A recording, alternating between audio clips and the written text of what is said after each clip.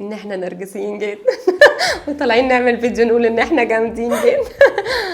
مي، ايوه عايز اسالك على حاجه مهمه جدا. خايفه خايفه من مهمه جدا دي.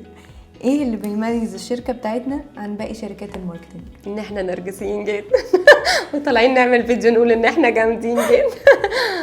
بجد بجد هقولك بجد والله، بعيدا عن ان انا يعني خايفه من الفيديو ده، بس بصي احنا بنحب اللي بنعمله قوي وبنحب بعض قوي، وربنا يستر ما نتخانقش، بس يعني احنا بنحب بعض قوي. ولما بناخد كلاينت بنتعامل معاه لان احنا تيم جوه المكان، احنا مش شركتين وده بالنسبه لنا بزنس واحنا هناخد منك فلوس. احنا بنستقتل حرفيا عشان نوصل للكلاينت للجول بتاعه، واحيانا بيبقى الجول بتاعنا اكبر من بتاعه وبنحاول نوصله. ده الحته ايه اللي هي فيها الكوميونيكيشن مع الكلاينت واحنا بينا وبين بعض.